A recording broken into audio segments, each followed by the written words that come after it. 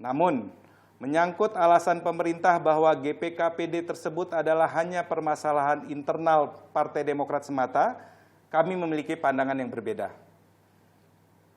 Berikut ini akan kami sampaikan alasan kami mengapa gerakan itu bukan hanya masalah internal Partai Demokrat.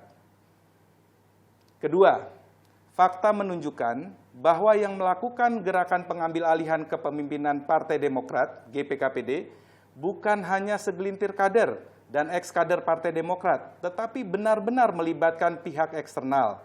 Dalam hal ini paling tidak KSP Muldoko. Fakta juga menunjukkan bahwa yang dilakukan Saudara Muldoko bukan hanya sekedar mendukung GPKPD tersebut, tetapi yang bersangkutanlah yang secara aktif dan akan mengambil alih kepemimpinan Partai Demokrat yang sah itu. Jadi sangat jelas bahwa GPKPD bukanlah hanya gerakan internal partai atau hanya permasalahan internal partai semata. Ada sebuah contoh dalam sejarah di negeri kita ini. Pada tanggal 22 Juni 1996 dilaksanakan Kongres Luar Biasa Partai Demokrasi Indonesia, KLB PDI, di Medan, yang berhasil menurunkan dan mengganti Ibu Megawati Soekarno Putri sebagai pimpinan PDI. KLB tersebut juga bukan hanya permasalahan internal PDI atau konflik antara kubu Megawati dan kubu Suryadi, tetapi ada campur tangan dan pelibatan pihak eksternal, dalam hal ini elemen pemerintah. Ketiga, jika tindakan Saudara Muldoko dibiarkan dan dibenarkan, yang dengan kekuasaan yang dimilikinya sebagai pejabat negara telah melakukan gerakan untuk mengambil alih kepemimpinan partai secara paksa atau hostile taking over, tentu sangat mencederai rasa keadilan di negeri ini. Bagi para pengemban amanah rakyat seperti Saudara Muldoko, yang menjadi pedoman seharusnya bukan hanya aspek hukum dan dimilikinya kekuasaan yang seolah bisa berbuat apa saja, tetapi harus juga mengindahkan aspek moral, etika, dan keadilan. Kalau gerakan semacam GPKPD ini dibiarkan dan dibenarkan, justified, maka hal ini dapat menjadi contoh dan bisa mendorong pejabat negara manapun yang memiliki ambisi politik dan ambisi kekuasaan yang sangat besar, menempuh jalan pintas, melakukan sesuatu yang menabrak etika politik, the rule of law, dan rule of the game. Kalau hal begitu menjadi kultur dan kebiasaan, betapa terancamnya kedaulatan partai-partai politik di negeri ini.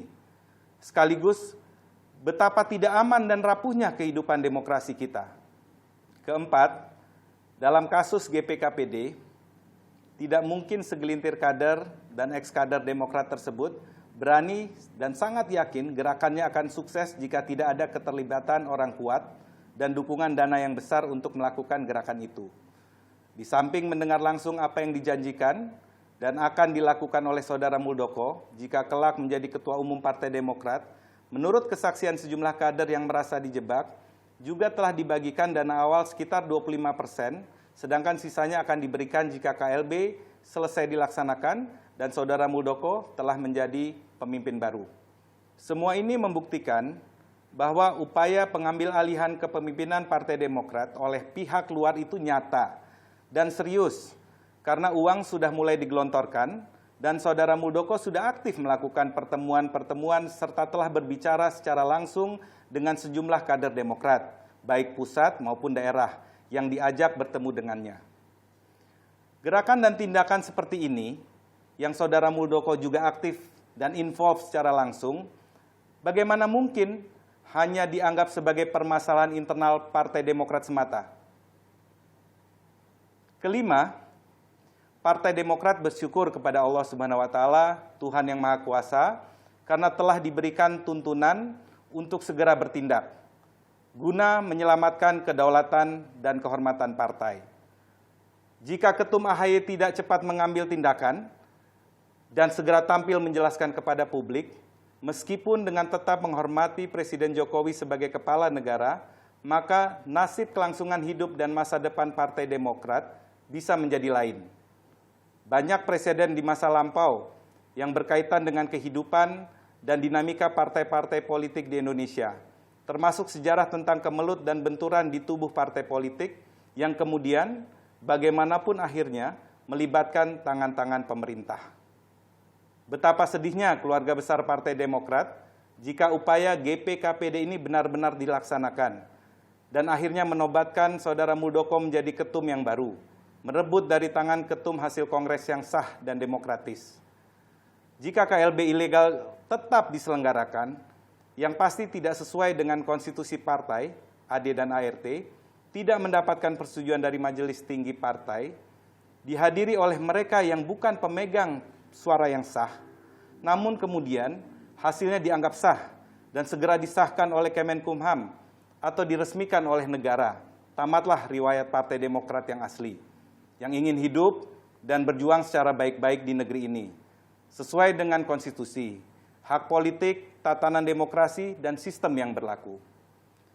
Nasib Partai Demokrat juga akan malang jika kemudian terjadi dua kepengurusan, dua ketua umum, yang kemudian dua-duanya dianggap tidak sah oleh negara.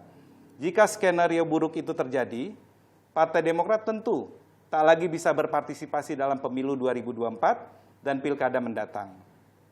Karenanya, demi nasib dan masa depan jutaan kader Demokrat, menghadapi gerakan pengambil alihan kepemimpinan Partai Demokrat ini, kami ingin berjuang baik-baik, agar sekali lagi kedaulatan dan kelangsungan hidup Partai Demokrat tetap terjaga.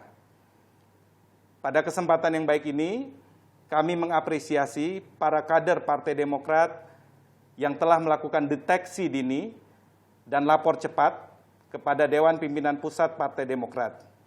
Hal ini membuktikan bahwa Partai Demokrat tetap solid dan terlahir sebagai partai ideologis yang menjunjung tinggi integritas dan kehormatan. Inilah perwujudan atas apa yang disampaikan Ketua Umum AHY sebagai kode etik keperwiraan dan jiwa seorang kesatria.